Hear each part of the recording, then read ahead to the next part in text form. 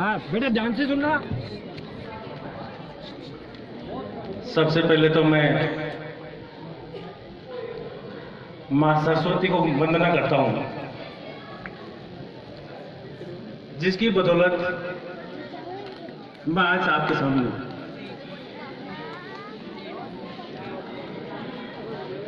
माँ सरस्वती की कृपा रही, आशीर्वाद रहा। मैं चाहता हूँ कि वो आशीर्वाद जो मेरे को मिला आप सभी को मिले। उनकी दया कृपा आप सबको मिले। आज गणतंत्र दिवस है।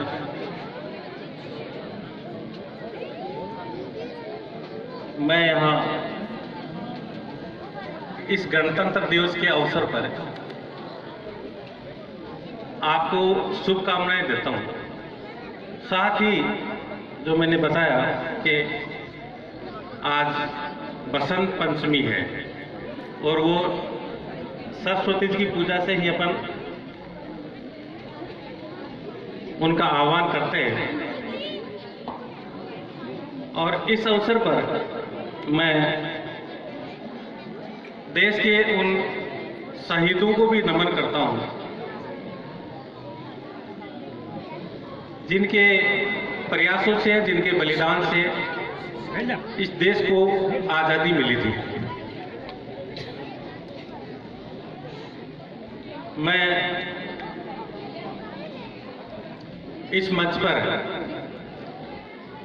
विराजमान आदरणीय मेरिया साहब नाथुराम जी, जब मैं पढ़ता था उस समय ये हमारे प्रिंसिपल साहब होते थे, इसलिए मैं उनको भी प्रणाम करता हूं। यहाँ के पूर्व प्राचार्य हरकुल जी, इन्होंने मेरे को बहुत बार याद किया कि आप जिस विद्यालय में पढ़े उस विद्यालय में पधारो, आप आओ और यहाँ जो बच्चे पढ़ रहे हैं, जो यहाँ शिक्षा ग्रहण कर रहे हैं, उनको भी बताओ कि कैसे आप यहाँ तक पहुंचे, ताकि कुछ प्रेरणा ले, कुछ सीख ले और वो उस मुकाम हासिल करें।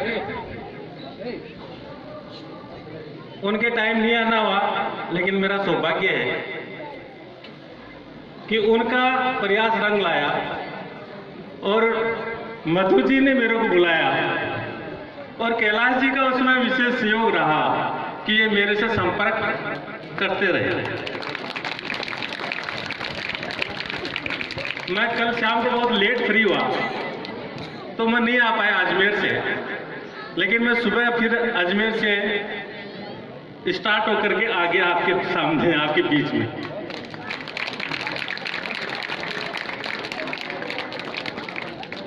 देखो प्यारे विद्यार्थियों और मेरे गांव के सभी साथीगण, पिता तुल्य बुजुर्ग, भाई बहन, माता बहनें, प्रेस मीडिया कोई साथी हो तो उनको भी मैं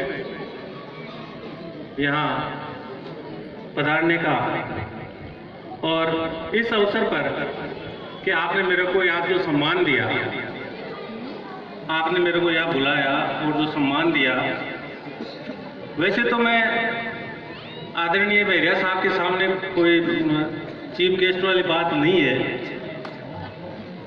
मैं तो इस गांव का बेटा हूं और मेरी तमन्ना भी रहती है कि भाई चले, विद्यालयों में चले। अभी मैंने एक दिन पहले भी किसी को कहा था कि यहाँ हर शनिवार को किसी न किसी विद्यालय में अगर आना हो जावे तो कम से कम कुछ से बच्चे जो पढ़ रहे हैं, जिन्होंने बीए कर लिया, जिन्होंने बीएड कर लिया या जिन्होंने एमए कर लिया, उनको पता नहीं होता है कि हमें आगे करना क्या है। जैसे हम यहाँ पढ़े, मैं 1980 में यहाँ एडमिशन लिया आज से 42 साल पहले 1980 में मैंने एडमिशन लिया और 1984 में मैंने यहाँ से सेकेंडरी पास किया इसी विद्यालय से। तो हमारा गांव यहाँ से खिचड़ू की डाणी है, यहाँ से 6 किलोमीटर है। इधर साउथ में जो आप कभी लामी तलाई जाते हो, देखते हो, वहाँ बालाजी का मंदिर है, वहाँ भैरू जी का मंदिर भी है। तो हम सुबह आते थे तो भैरू जी के हाथ जोड़ते थे, बालाजी के हाथ जोड़ते थे कि आज तो बता देना, कोई गुरुजी जो है डंडा नहीं लगाते, हमारे से कोई गलती नहीं हो जाए, इसलिए हम हाथ जोड़ के आते थे भैरू जी के, लामी वाले के और बालाजी के। उस पहाड़ आते थे पैदल, 6 किलोमीटर आते थे, 6 किलोमीटर जाते थे। और उस समय हमारे पहनने के लिए पैरों में चप्पल नहीं होती थी, इसलिए हम नंगे पांव में आते थे, नंगे पांव जाते थे।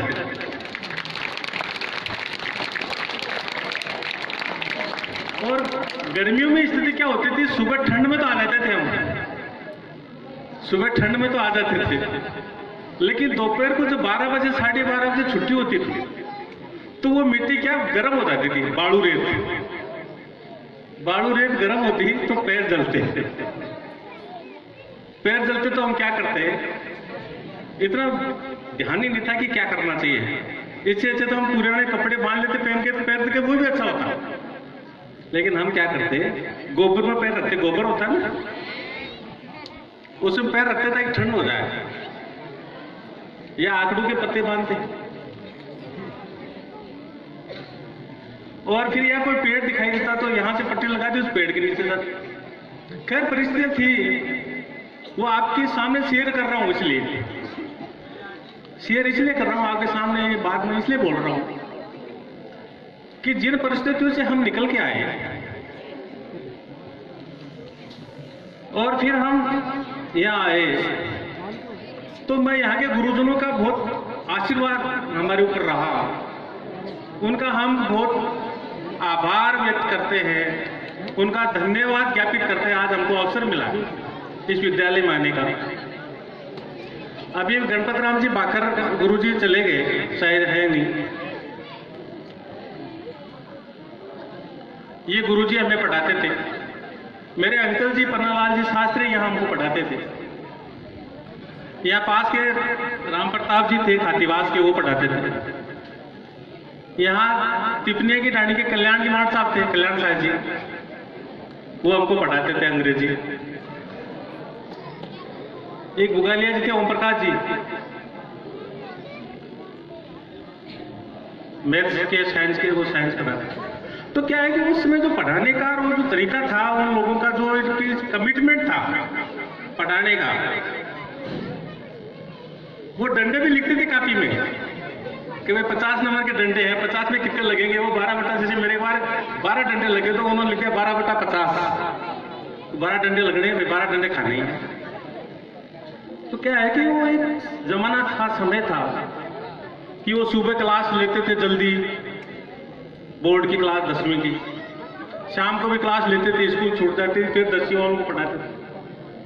क्या स्थिति ऐसी थी, और उसी का परिणाम रहा कि हम जितने पढ़ते थे सब लोग सक्सेस हुए, ज्यादातर लोग अपने अपने धंधों में।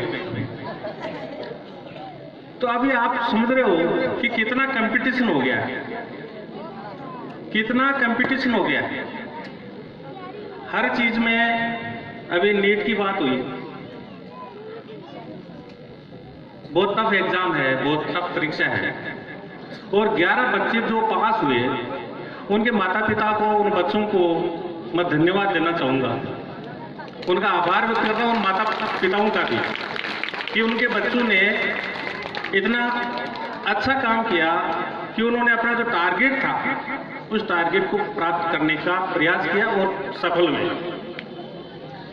जब हम यहाँ पढ़ते थे तो हम नहीं जानते थे कि RAS क्या होता है, IAS क्या होता है, हम नहीं जानते थे। हम इतना जानते थे कि गुरुजी है हमारे पास और हमें गुरुजी बनना है। तो उस समय क्या था कि इतनी बीएड इतनी नहीं होती थी, स्कूल कॉलेज वगैरह बीएड की लिमिटेड कॉलेज होती थी। और उस समय ये पीटीटी का एग्जाम स्टार्ट हुआ था हमारे टाइम में। तो हम बीकॉम कर रहे थे श्री कल्याण कॉलेज सीकर से, तो बीएड हो गई, बीकानेर जाकर मिल गया आपका बीकानेर गवर्नमेंट कॉलेज, और हम बीएड करके आ गए। अब बीएड करके आते ही वैकेंसी आ गई शिक्षा विभाग जयपुर में। शिक्षा विभाग जयपुर में वैकेंसी आई, तो वहां पर जो है ये सब गुरुजनों की मेहरबानी थी, हमारे सब गुरुजनों का आशीर्वाद था कि हमको अच्छे नंबर मिले परीक्षाओं में, तो हम टॉपर रहे, यहाँ पे स्कूल के भी टॉपर रहे, तो बोर्ड में भी रहे हम।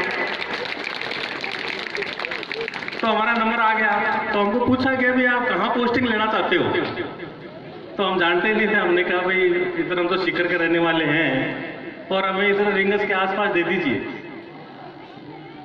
तो उन्होंने कहा 2 बजे आर्डर ले जाना, 2 बजे आर्डर ले जाना नौकरी का। तो हम डॉक्यूमेंट चेक कराए 12 बजे, 2 बजे आए तो हमारा नाम लिस्ट में बाहर चिपका हुआ था कि आपकी पोस्टिंग राजकीय माध्यमिक विद्यालय हिंगोनिया जिला जयपुर की जाती है। तो देखो हमने वहां से कागज लिया, जो बोर्ड में लगा था वही कागज लिया हमने, और लेकर के आकर के शाम को 4 बजे जब हम स्कूल में आए तो हेडमास्टर साहब और बाबूजी थे, वो ताला लगा रहे थे स्कूल में 4:15 बजे।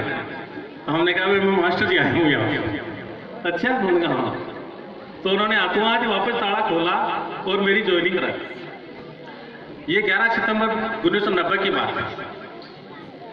तो मैं 11 सितंबर 1990 में आप सबके आशीर्वाद से इस नौकरी में आया। और प्यारे विद्यार्थियों, जब हम बीएड कर रहे थे तो कुछ लोग पढ़ रहे थे किताबें, लेखाकार, राजस्व लेखाकार की किताब पढ़ रहे थे। तो हम पूछते हैं क्या है ये, आप क्या पढ़ रहे हो? कि इसकी परीक्षा से अकाउंटेंट बनते हैं, अकाउंटेंट, और वैकेंसी आने वाली है। तो हमने फॉर्म भर दिया। तो भाई अकाउंटेंट की परीक्षा पास होगी तो हम अकाउंटेंट बन गए। जब अकाउंटेंट की ट्रेनिंग में गए हम तो लोग आरएएस आरटीएस की किताब पढ़ रहे हैं। हमने कहा भाई ये क्या पढ़ रहे हो? उनका आरएएस और आरटीएस की नौकरी होती है भैया, जानते नहीं होगा। अरे खिचड़ू की रानी का आदमी है, जंगल में रहने वाला आदमी कहाँ से जाने। अरे किसी ने ये अभी जो ये मैं इस मौके पर यही कहना चाहता हूँ कि जैसे हम लोग आए या जो जिसको इस फील्ड का नॉलेज हो गया, अगर वो हमारे अभिभावकों से बात करते हैं, हमारे बच्चों से बात करते हैं, तो निश्चित रूप से उसका फर्क पड़ता है। बच्चे देखेंगे कि आदेश बनता कैसे है, कैसे नहीं बनता है। तो जब ये अभी हिस्ट्री बता रहे थे मेरी सर्विस की हिस्ट्री, तो ऐसे क्या है कि राजस्थान के जगह जगह नौकरी करने का मौका भी मिलता है। आरएएस बनोगे तो आपको राजस्थान में घूमने का मौका मिलेगा। पूरे राजस्थान में घूमोगे, जगह जगह आप काम करोगे। अभी कह रहे थे ना कि साहब वो तो यहीं स्कूल में लगे और यहीं से रिटायर हो गए। और अब जब आप आरएएस बनोगे, आईएएस बनोगे, तो आपका मौका मिलेगा जगह जगह पढ़ने का, जगह जगह जाने का। और इसके लिए आप लोगों को जो बुक्स, किताबें हैं, अब आजकल तो सारा जमाना इंटरनेट का आ गया, हर चीज नेट के ऊपर उपलब्ध है। नहीं तो, लेकिन फिर भी मैं बताना चाहता हूं कि जो किताब है, लाइब्रेरी किताब है, जो हार्ड कॉपी है, उसका मुकाबला तो अभी भी नहीं है। आज कोई चीज नेट पर है, अगर आपके पास हार्ड कॉपी उसका प्रिंट निकाल ले तो ठीक है, नहीं तो फिर वो दोबारा निकालनी पड़ेगी।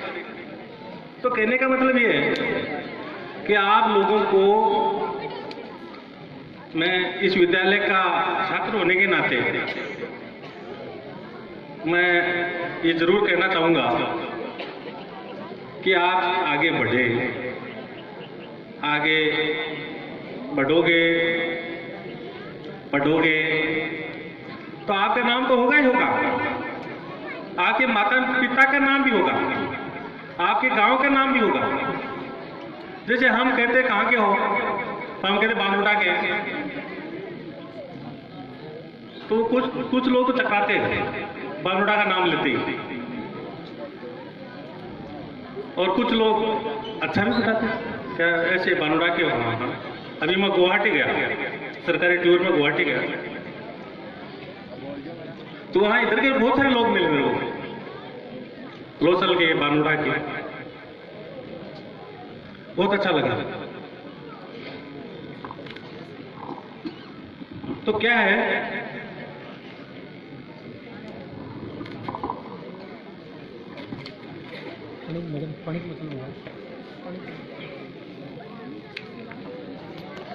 बस सर्विस वाली स्टोरी पूरी करो।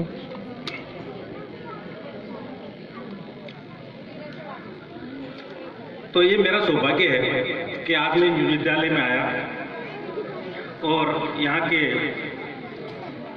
पूरे स्टाफ और जो विद्यालय विकास समिति के अध्यक्ष भी बैठे हैं वो हैं, इन सब का मैं आभार और धन्यवाद ज्ञापित करता हूँ कि इन्होंने मेरे को इतना सम्मान दिया। और वाकई जो बच्चे हैं जिन्होंने अपना परफॉर्मेंस दिया है, यहाँ पीटी से लेकर के इतने सारे संदेश जो है वो जितना चांद और सारी चीज़ें इन्होंने कही, तो वाकई ये जो बहुत सारी तैयारियां करी इन्होंने, इसलिए मैं इनको भी बहुत बहुत धन्यवाद देता हूँ।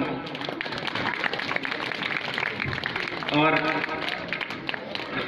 आते ही मैंने पूछा था प्रिंसिपल साहिबा को, मैंने कहा कितने के स्टूडेंट हैं? विद्यालय में जाते हैं तो हम पूछते हैं कितने के स्टूडेंट हैं आपके स्कूल में, कितने बच्चे हैं? तो बच्चों की संख्या तो क्या है, कई स्कूलों में तो बहुत ज़्यादा होती है। जब हम पढ़ते थे तो बहुत दूर से लड़के बच्चे आते थे पढ़ने के लिए, देखो लालास से बच्चे आते थे। एक सुलियाबाद कहाँ है, 12 किलोमीटर यहाँ से, वहाँ से बच्चे आते थे, रूपगढ़ से आते थे, खातीबाद से आते थे, जीणवाद से आते थे, मांडता से आते थे। तो ये क्या है, हाँ ये मोहनपुरा है जो डूंगर के उधर है, इस पहाड़ के उधर है, जीण माता जी के पास, वहाँ से बच्चे आते थे। तो हमें ऐसे रेला चलता था सुबह, जैसे कोई मेले में जाते हो ना चारों तरफ से आते हो, तो वैसे इस स्कूल में आते थे। तो क्या है कि वो एक अच्छा दूसरे स्कूल में नहीं जाते थे कि भाई नहीं बानोड़ा में चलेंगे, पढ़ाई वहीं होती है। और बाजार वाले स्कूल में तो क्या है कि ठोकते भी बहुत है, इसको बाजार वाले स्कूल बोलते हैं। तो खैर कोई नहीं, लेकिन जो पढ़ता है वो आगे भी बढ़ता है। इसलिए मैं तो आपसे चाहता हूँ कि आप सब जो है अच्छी मेहनत करें, अच्छी पढ़ाई करें। कोई नीट में जा रहा है, कोई क्लेट में जा रहा है, कोई ये RAS में जाएगा, कोई IAS में जाएगा। कैसे एग्जाम होता है, कैसे सिलेबस होता है, SDM कैसे बनते हैं, RS कैसे बनते हैं, किताबें कौन सी होती है, सिलेबस क्या होता है, क्या क्या किताबें पढ़नी होती है, किताबें कौन सी पढ़नी पड़ती है। देखो ये भी एक मोटा बिंदु है। मोटा बिंदु ये है कि 6वीं से लेकर 12वीं तक की आप गणित पढ़ो, विज्ञान पढ़ो, सोशल स्टडी सामाजिक ज्ञान पढ़ो, पर श्रेणी में जा जाते हैं, वो फिर चकरा जाते हैं, क्योंकि वो कहीं से पूछ सकते हैं प्रश्न। तो अभी आपने देखा होगा, किसी का इंटरव्यू पढ़ा होगा आपने, जो RS बन गया, जो IAS बन गया, उनके इंटरव्यू छपते रहते हैं, यूट्यूब पे भी आते हैं, किताबों में भी आते हैं। ये प्रतियोगिता दर्पण हुई, क्रॉनिकल हुआ, ये दिलीप जी सेन बैठे हैं ना, तो ये किताबें होती है। इन किताबों में इंटरव्यू छपता है कि आपने कैसे हासिल किए, ये पढ़ाई कैसे करी, आप RS कैसे बने। तो उसमें क्या होता है कि लिखा होता है कि मैंने NCERT की किताब पढ़ी, NCERT की किताब पढ़ी। तो कहने का मतलब है एक छठी से लेकर के और 12वीं तक का जो ज्ञान है, ये जो नींव है, ये बहुत काम आती है। और विशेष बात ये भी है, जैसे अभी शबनम का नाम लिया, शबनम का नाम लिया, वाकई मैं उनके माता पिता को बहुत नमन करता हूँ, उनको बहुत ही धन्यवाद देता हूँ कि उनकी बेटी ने नीट का एग्जाम पास किया। कम बात नहीं है।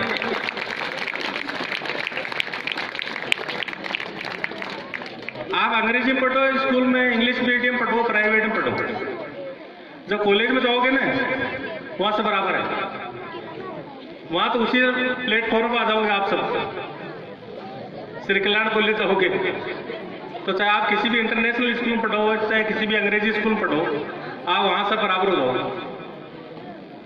और अभी गुणवत्ता की बात आई, क्वालिटी की बात आई एग्जाम में, तो वाकई अपने एडवोकेट साहब जो हैं शिवपाल जी, सरपंच पति, इन्होंने कहा कि भाई क्वालिटी तो सरकारी स्कूल में होती है। अभी मैं थोड़े दिन तो क्या कई वर्ष हो गए, एक बच्चे की कॉपी देख रहा था, उसमें लिखा BAD बेड यानी बिस्तर। तो वो एक क्वालिटी थी कि BAD बेड यानी बिस्तर। तो मैंने कहा भाई मतलब पढ़ाने वाला लिखता हुआ है कि भाई BAD बेड यानी बिस्तर, और उसका पूरा पेज भर के लाना आपको। तो क्या है कि वो क्वालिटी कितनी बेकार है। तो कहने का मतलब ये है कि यहाँ हमारे विद्यालय में जो RPSC सिलेक्शन होकर के आते हैं, क्वालिफाइड बच्चे आते हैं, निश्चित रूप से जो स्टाफ आता है उनको नॉलेज ज़्यादा होता है, उनको ज्ञान ज़्यादा होता है, उसका फायदा हमारे बच्चों को जरूर मिलता है। इसके साथ हमारे कैलाश जी ने एक बात कही कि साहब ये अभी वो कह रहे थे मैं पढ़ते हो, तो मैं क्या LLM सेकेंड ईयर का स्टूडेंट हूँ साहब। मैं कुरुक्षेत्र यूनिवर्सिटी है, अर्पुल जी कहते, तो मैं LLM सेकेंड ईयर का स्टूडेंट हूँ साहब।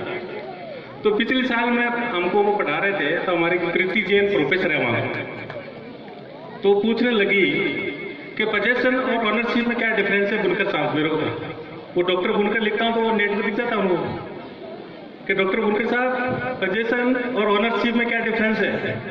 तो मैंने कहा मैडम ऑनर एब्सोल्यूट राइट है। एब्सोल्यूट राइट क्या होता है? मैंने उसको बेच भी सकता है, उसको रख भी सकता है, उसका उपयोग भी कर सकता है। ये can use, manage and transfer. अब ये पोजेशन वाली बात है कि हमको पोजेशन तो दे रखा है इस लैंड के ऊपर, लेकिन वी हैव नो ऑनरशिप। इसलिए ऑनरशिप के लिए जैसे उन्होंने कहा, गांव वालों का आह्वान किया कि भाई जो भी इनके मालिक हैं उनसे बात करें, मिलें, और निश्चित रूप से मिलना चाहिए। ये मंदिर है, शिक्षा का मंदिर है, इसके विकास के लिए हम सबको आगे आना चाहिए। तो जैसे मान लीजिए यहाँ के प्रिंसिपल साहिब हैं, यहाँ के SDMC के अध्यक्ष जी हैं, या और भी गणमान्य व्यक्ति गांव के, जिनकी वो जो भी मालिकाना हक रखते हैं। जैसे मैं भी अगर मान लीजिए अपन साथ चलते हैं तो उनसे जान करके विनती करेंगे, अपन चले साथ में उनके पास, एक बार जाए, 2 बार जाए, हो सकता है पिघल जाए, और पिघल जाए तो दान देते हैं। हमने दिया ही, पहले लिया ही आप लोग।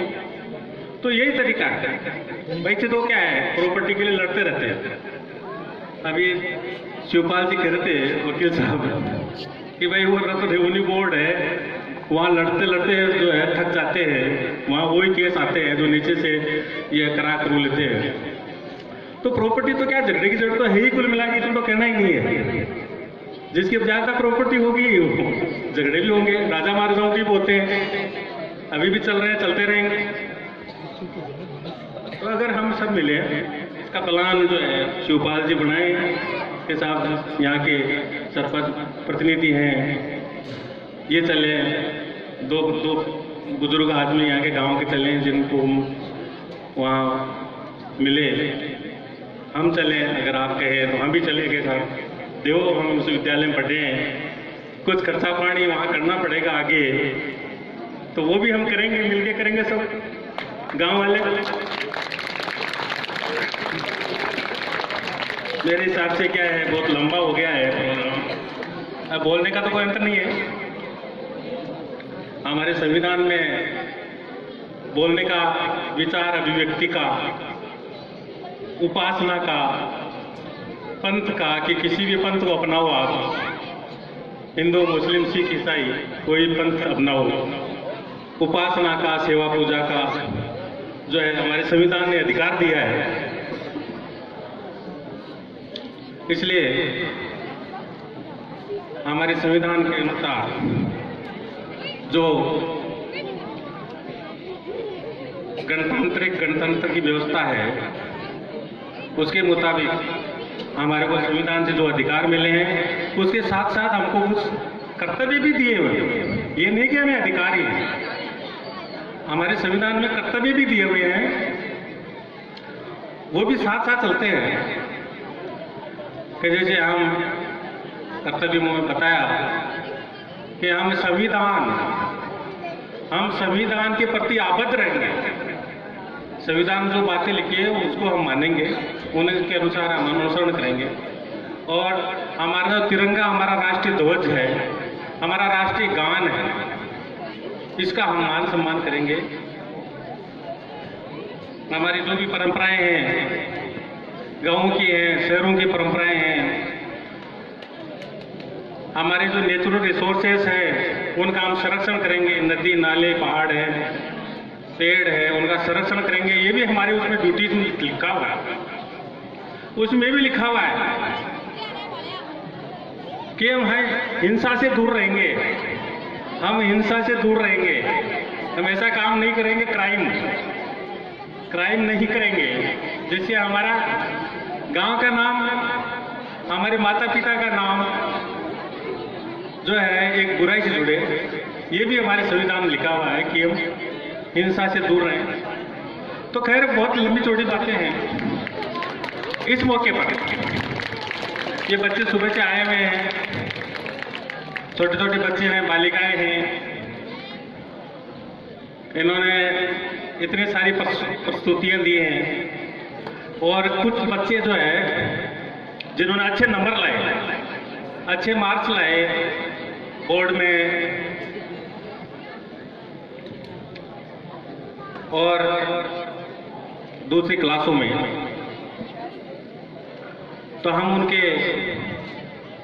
लिए विचार रखते हैं कि वो आगे भी जो है अच्छी नौकरी मिले उनको, अच्छी सर्विस मिले उनको, आरएएस बने, आईएएस बने, यूपीएससी, आरपीएससी, एसएससी की परीक्षाएं देवें और इस गांव का, बानुरा का नाम रोशन करें, अपने माता पिता का नाम रोशन करें।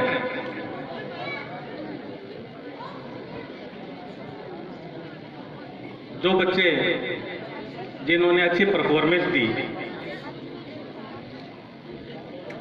मैं चाहता हूं कि उन प्रत्येक बच्चे को जिन्होंने अच्छी प्रस्तुतियां दी, जिन्होंने अच्छे अच्छे नंबर लाए, उनको इस मौके पर जब यहाँ समय मिलेगा, एक एक संविधान की किताब इस गणतंत्र दिवस के उपलक्ष्य पे इनको संविधान की एक पुस्तक दी जाए, ताकि वो संविधान का अध्ययन भी करें। और वो संविधान आपकी हर परीक्षा चाहे कोई भी परीक्षा हो, उसमें उसके प्रश्न आते हैं। इसलिए वो संविधान आप लोगों के हाथ में रहे, आपके घर पर रहे। इसलिए हम आने वाले समय में जल्दी ही आपके लिए जो बच्चे आए हैं, जिन्होंने प्रत्येक ने परफॉर्मेंस दी है, जो मेरिट में आए, पहला दूसरा तीसरा नंबर जिनका है, उनको कम से कम एक एक पुस्तक दें और 5 पुस्तकें आपकी लाइब्रेरी में भी हम उपलब्ध कराएंगे।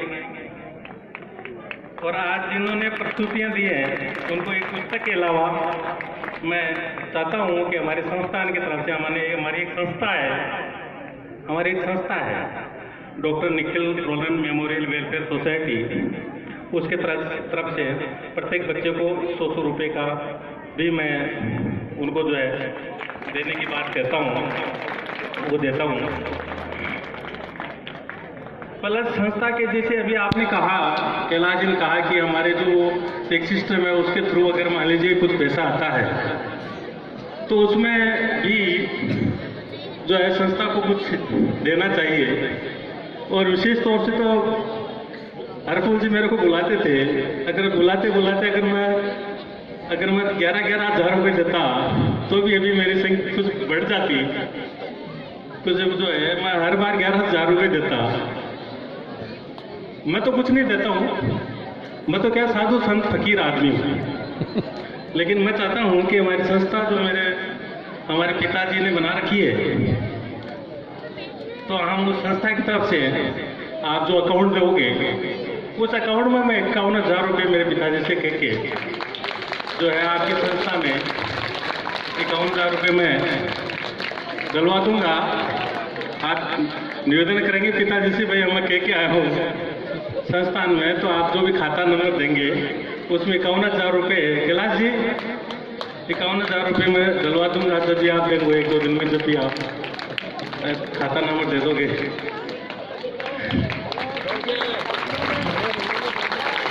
और भविष्य में भी ऐसा अगर कोई मौका मिला तो हम इस विद्यालय की में मदद करने में कोई कमी नहीं रखेंगे। जिस स्तर पर आ सकती हो, जहां से भी आ सकती हो, हम मदद करेंगे इस विद्यालय को। आप सबका सहयोग रहा। शर्मिला जी आपने जो है बहुत बढ़ करके हमको जो है बढ़ के हमारा बखान किया है, तो इसके लिए आपका भी बहुत बहुत धन्यवाद और आभार व्यक्त करते हैं। आप खाजूवाला के रहने वाले हैं, खाजूवाला में बहुत आता था पहले, हमारे संसदीय सचिव थे जो खाजूवाला के एमएलए साहब होते थे, तो डॉक्टर विश्वनाथ जी मेघवाल वो आते थे मेरे घर पे, यहाँ पे गांव भी आते थे। तो गांव जब भी हम आते थे वहाँ से, तो वो कहते थे कि बस आपके घर की मेरे तो कड्डी अच्छी लगती है तो हम उसको जो है बाजरे की रोटी कड्डी खिलाते थे, इधर से जाते थे हम जयपुर। तो ये वहाँ के विराजने वाले हैं। मैं चाहता हूँ कि इस विद्यालय में अच्छा पढ़ाई हो। वैसे यहाँ का काम देखने से हमें बहुत खुशी है, हमें अपार खुशी है कि यहाँ 100% यहाँ का रिजल्ट रह रहा है। और आज जो है इनकी भी देखो कितनी होशियारी है। आज ही गणतंत्र दिवस, आज ही बसंत पंचमी, आज ही वार्षिक उत्सव। ये कैलाश जी और माननीय प्रिंसिपल साहिबा, आप सबका मैं धन्यवाद देता हूँ। गांव के जितने भी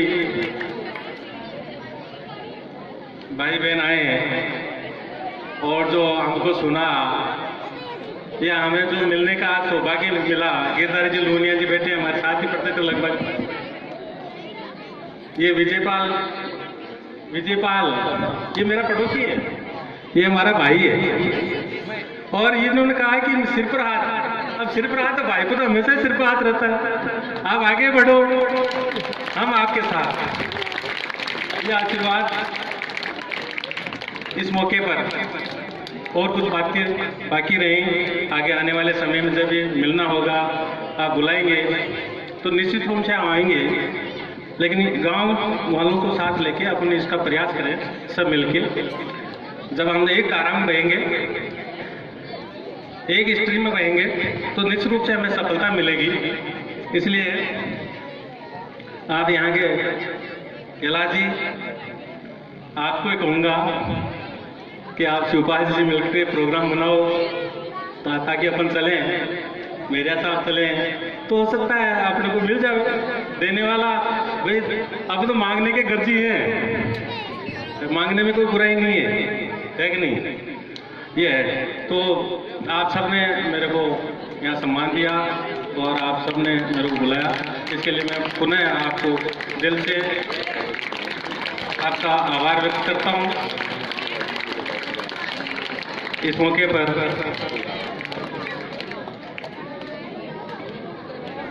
अभी पन्नालाल जी बैठे थे ना,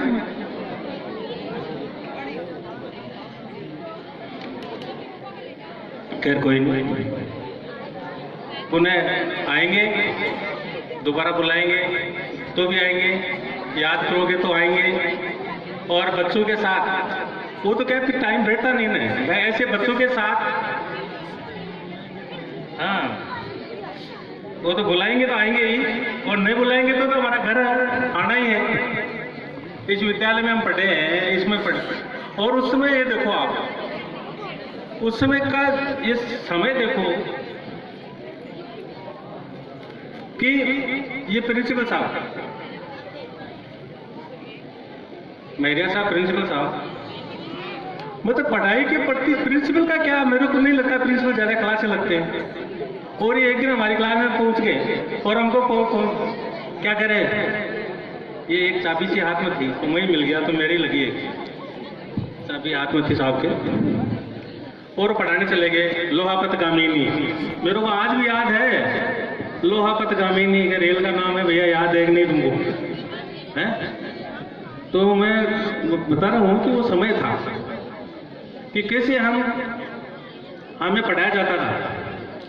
ऐसे कविता के रूप में कुछ चीजें याद है कि गज कुंदर अस्थिदंत करी मातंग, हाथी के जो पर्यायवाची है गज कुंदर अस्थिदंत करी मातंग, ऐसे याद करा देते थे।